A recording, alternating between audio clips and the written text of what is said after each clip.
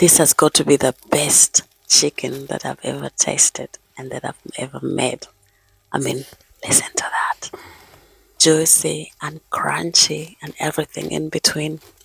That is inspired by With Love Megan show and Chef Roy Choi, who was the guest on this episode.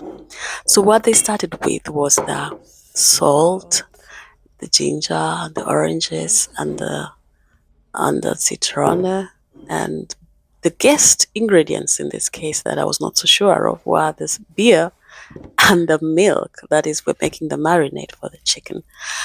And so there we go. Started with a juice of a lemon, juice of an orange, and cutting all the other ingredients and putting them in one pot. The oranges, the ginger, and the onions. I cut them all, and black pepper, corns, and stuff.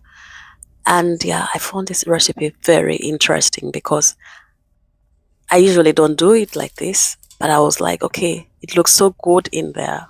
Why not? And here we are pouring in beer. Now, this is really a first for my case, but it turns out to be a very interesting ingredient, actually. So, the second interesting ingredient here was milk. I mean, with a combination of a lemon and an orange and salt, and then we're having milk. I found it very, very controversial, but I was like, no, I'm willing to start to try it, and that's why I'm making this video because I really wanted to taste it, and I found it to be really, because I've already eaten it, I found it to be really interesting, and the taste and the smell was near perfect, I must admit. So here we are adding water, and this particular marinade has to be cooked, and that's what they did in the show. They cooked it out, and then after cooking it, she let it rest for overnight. So for my case, I need to eat the chicken today. So I'm doing this in the morning, and I want to eat it for dinner. So I'm going to have like about 8 hours, letting it just rest. And so there we are. We cooked it down already, and then what she did was to sieve it. She sieved it to take out the bigger particles, and then we're going to be using only the water after the cook, normally after the resting. So like I said, I want to use it today, so I'm not going to let it rest overnight, but I let it sit for over 6 hours so far. So I'm just letting it taking out the bigger particles of the marinade, and then we're going to have to add the chicken in this mix.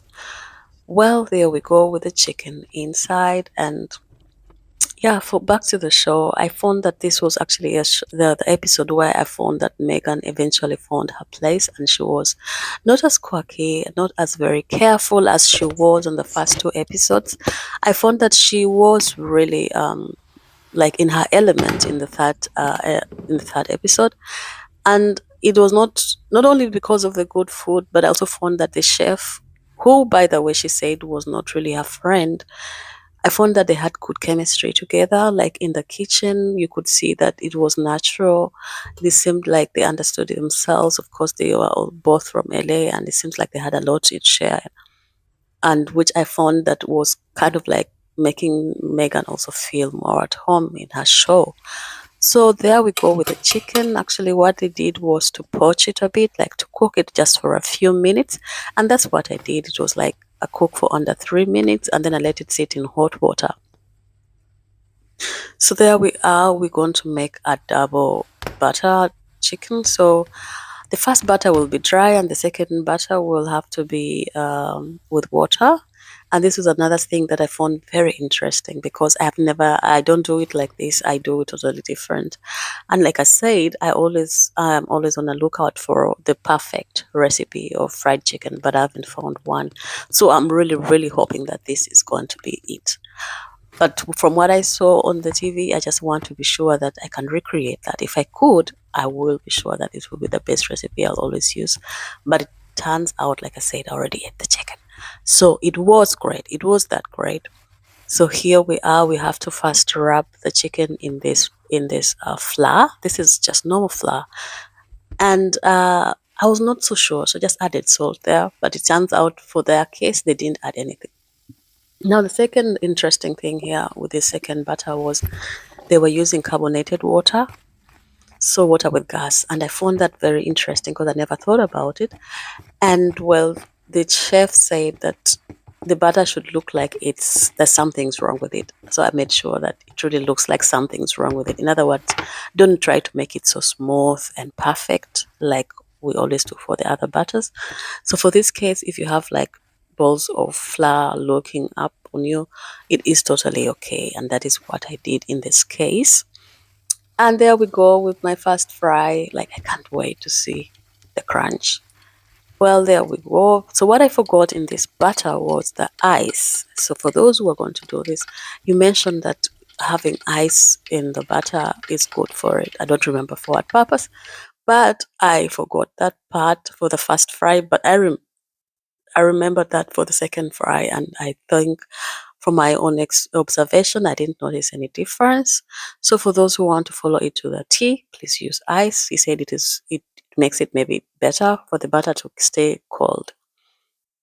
So it was already looking crunchy to me, and I was already excited, as you can see, playing around because it was like hard and making all those crunchy sounds. And well, there we go. The first harvest is out, and whoa, its smell in the kitchen was marvelous. But more than that is the look at that. It is hard and crunchy and soft and juicy inside. And I mean, you have to do this. You have to make it yourselves because it is that good. So here we are. I think this second fry where I did there some ice, and I wanted to see if there's going to be any difference. But like I said, they all came out perfect. I think it's because I used cold water also. So here we are with the results.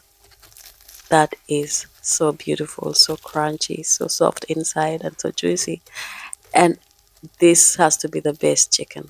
I can rest assured it's the best chicken.